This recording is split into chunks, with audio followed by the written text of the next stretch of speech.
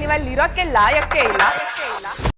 ನಮಸ್ಕಾರ ದೇವರು, ನೀವಿಲ್ಲಿ ನೋಡ್ಬೋದು ಬಿಗ್ ಬಾಸ್ ಇಂದ ಈಗ ತಾನೇ ಹೊಸ ಪ್ರೊಮೋ ಬಿಟ್ಟಿದ್ದಾರೆ.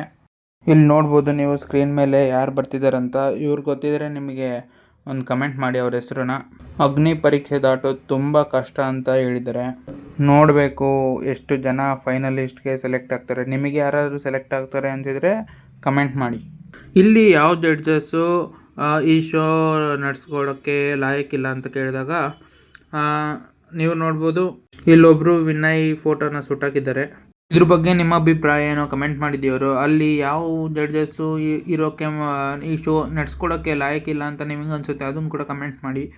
ಅದಾದಮೇಲೆ ಇಲ್ಲಿ ನಮ್ಮ ಅಕ್ಕ ಬಂದಿದ್ದಾರೆ, ಫುಲ್ ಭಯಾನಕವಾಗಿ ಆಡಿದ್ದಾರೆ. ಅದಕ್ಕೆ ಸಂಗೀತ ಅವರು ಒಂದು ಮಾತು ಕೇಳ್ತಾರೆ, ಇದೆಲ್ಲ ನಿಮ್ಮ ಮಗಳು ಕೂಡ ನೋಡ್ತಾಳೆ ಅಂತ. ಅದಕ್ಕೆ ಇವರು ಉತ್ತರ ಕೊಟ್ಟಿದ್ದಾರೆ, ಹೌದು ನಮ್ಮ ಮಗಳು ಕೂಡ ನೋಡ್ತಾರೆ ಇದು ಅಂತ ಉತ್ತರ ಕೊಟ್ಟಿದ್ದಾರೆ. ಅದಕ್ಕೆ ಸಂಗೀತ ಅವರು ಕೇಳಿದ್ದಾರೆ, ಅವಳು ಅದೇ ಥರ ಮಾಡಿದ್ದಾರೆ ಅಂತ ಕೇಳಿದ್ದಾರೆ. ಅವಳು ಅದೇ ಥರ ಮಾಡಿದ್ರೆ ಅದಾದಮೇಲೆ ಅಷ್ಟೇ ಪ್ರೊಮೋದಲ್ಲಿ ತೋರಿಸಿರೋದು. ಅದಾದಮೇಲೆ ಸಂಗೀತ ಅವರು ಹೇಳಿದ್ದಾರೆ, ನನಗೆ ನಿಮ್ಮಂಥವ್ರನ್ನೆಲ್ಲ ಬಿಗ್ ಬಾಸ್ ಒಳಗಡೆ ನೋಡೋಕ್ಕೆ ಇಷ್ಟ ಇಲ್ಲ ಅಂತ ಹೇಳ್ಬಿಟ್ಟು ರಿಜೆಕ್ಟ್ ಮಾಡಿ ಮನೆಗೆ ಕಳಿಸಿದ್ದಾರೆ.